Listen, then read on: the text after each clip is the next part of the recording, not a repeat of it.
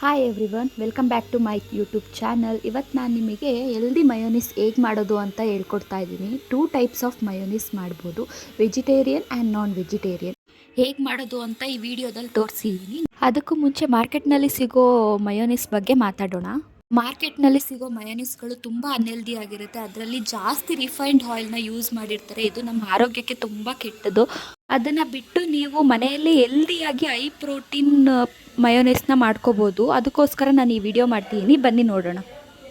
ಮನೆಯಲ್ಲೇ ಈ ಥರ ಹೆಲ್ದಿಯಾಗಿ ಮಯೋನೀಸ್ ಮಾಡ್ಕೋಬೋದು. ಹೈ ಪ್ರೋಟೀನಲ್ಲೂ ಇರುತ್ತೆ, ನಿಮ್ಮ ಆರೋಗ್ಯ ಚೆನ್ನಾಗಿರುತ್ತೆ. ಹಾಗಾದರೆ ಬನ್ನಿ ನೋಡೋಣ ಹೇಗೆ ಮಾಡೋದು ಅಂತ.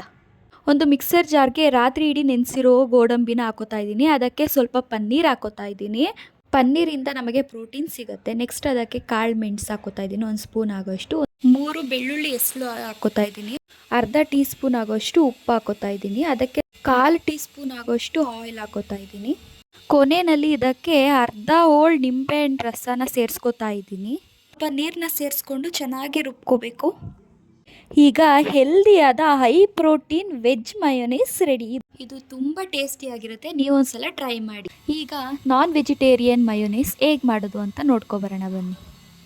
ಒಂದು ಮಿಕ್ಸರ್ ಜಾರ್ಗೆ 3 ಬಾಯ್ಲ್ಡ್ ಎಗ್, 1/2 ಟೀ ಸ್ಪೂನ್ ಆಗೋಷ್ಟು salt and pepper, 2 tablespoon ಆಗೋಷ್ಟು ಆಲಿವ್ ಆಯಿಲ್, 1 ಟೀ ಸ್ಪೂನ್ ಆಗೋಷ್ಟು ವಿನೆಗರ್ ಹಾಕೋಬೇಕು. ಕೊನೆಯಲ್ಲಿ ಅದಕ್ಕೆ ಒಂದು ಸ್ವಲ್ಪ ನೀರನ್ನ ಸೇರಿಸ್ಕೊಂಡು ರುಬ್ಕೋಬೇಕು. ಈಗ ಹೆಲ್ದಿಯಾದ high protein non veg mayonnaise ready. ನೀವು ಒಂದ್ಸಲ ಟ್ರೈ ಮಾಡಿ, ಹೇಗೆ ಬಂತು ಅಂತ ಕಮೆಂಟ್ ಮಾಡಿ.